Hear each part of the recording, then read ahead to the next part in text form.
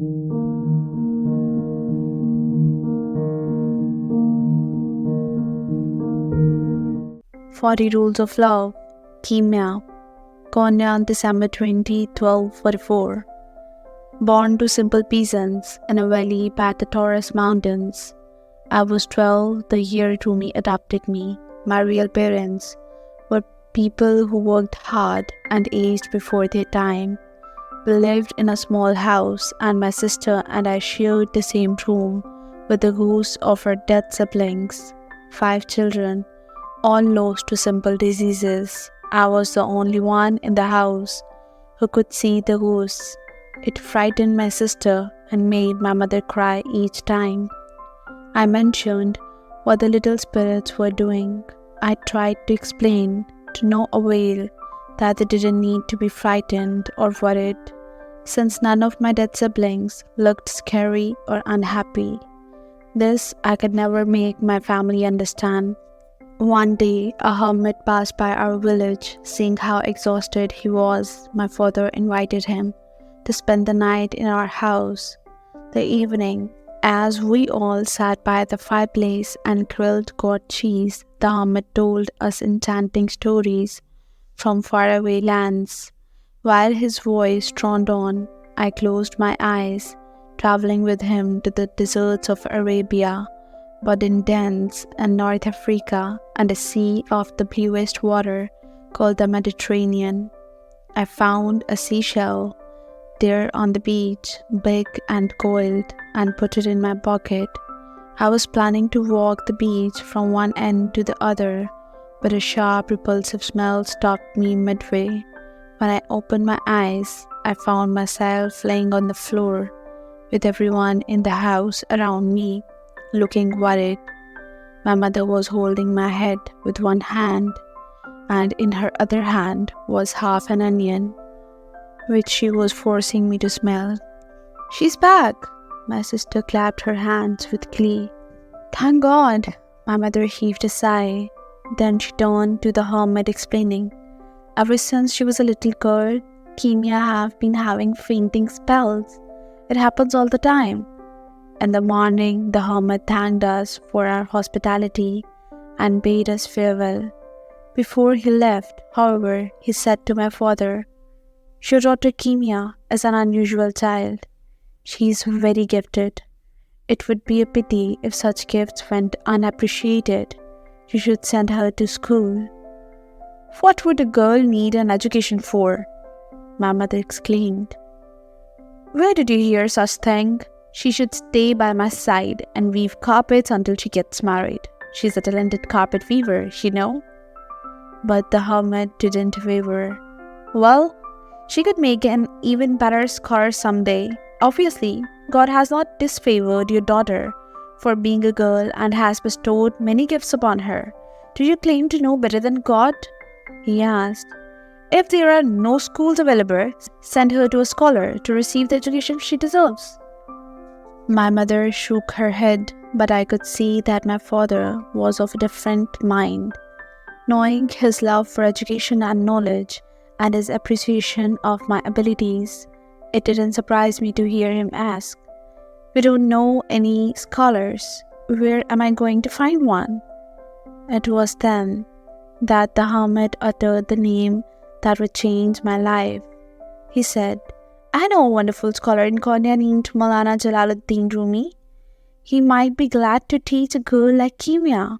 Take her to him. You won't regret it." When the hermit was gone, my mother threw her arms up. "I'm pregnant. Soon there will be another mouth to feed in this house. I need help. A girl doesn't need books. She needs to learn housework and childcare." I would have much preferred it if my mother had opposed my going away for other reasons. Had she said she would miss me and couldn't bear to give me to another family, even if for a temporary period, I might have chosen to stay, but she said none of this.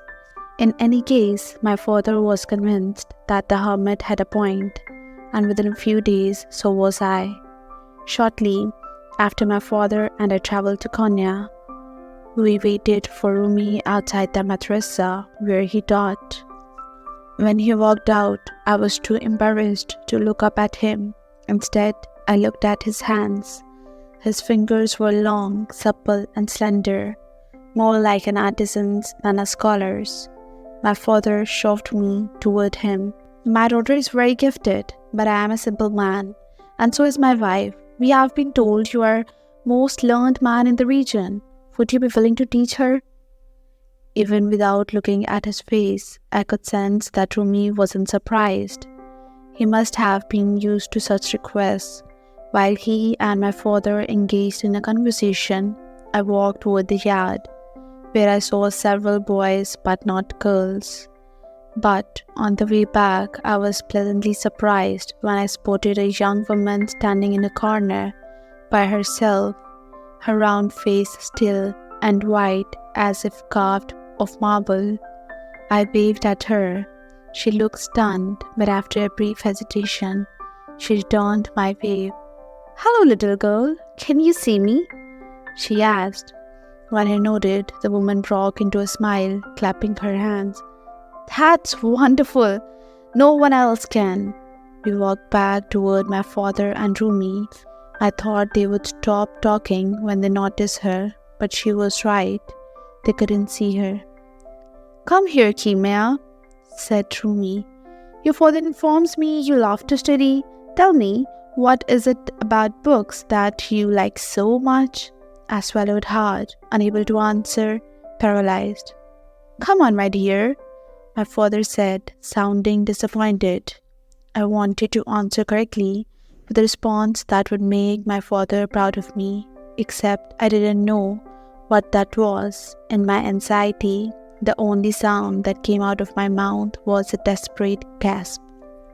My father and I would have gone back to our village empty-handed had the young woman not intervened then. She held my hand and said, "Just tell the truth about yourself. It's going to be fine, I promise." Feeling better, I turned to Rumi and said, "I'd be honored to study the Quran with you, Master. I'm not afraid of hard work." Rumi's face brightened up. "That's very good," he said, yet then he paused as if he had just remembered a nasty detail. "But you're a girl. Even if you study intensely and make good progress, you will soon get married and have children. Years of education will be of no use." Now I don't know what to say and felt disheartened, almost guilty. My father, too, seemed troubled, suddenly inspecting his shoes. Once again, it was the young woman who came to my help.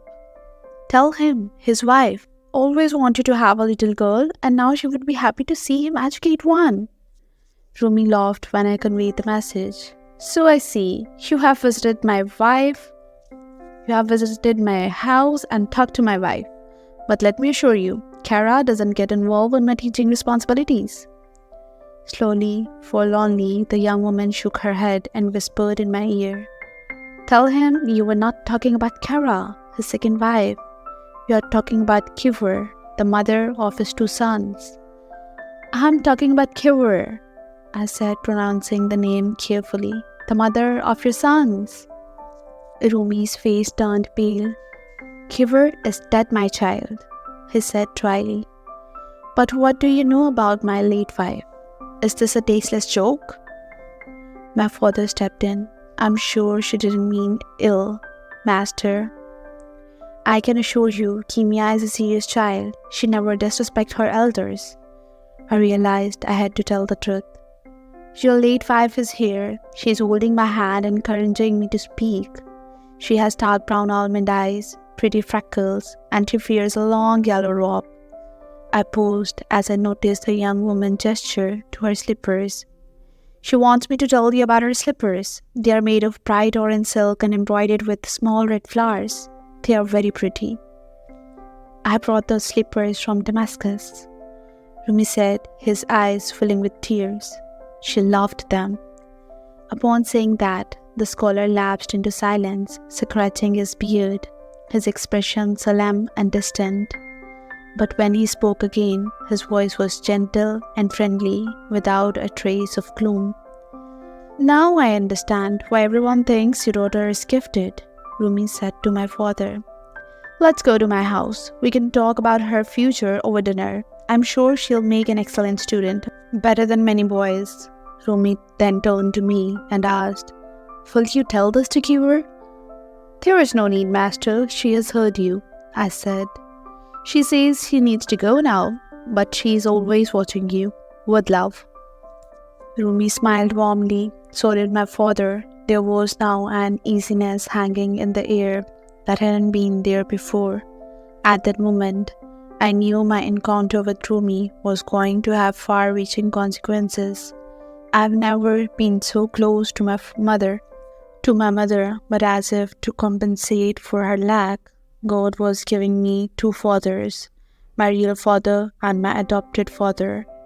That is how I arrived in Rumi's house 8 years ago, a timid child, hungry for knowledge. Kara was loving and compassionate, more so than my own mother, and Rumi's son were welcoming, especially his eldest son, who in time became a big brother to me. In the end, the hermit was right. As much as I missed my father and siblings, there hasn't been a single moment when I regretted coming to Konya and joining Rumi's family. I spent many happy days under this roof. That is, until Shams of the Praise came. His presence changed everything.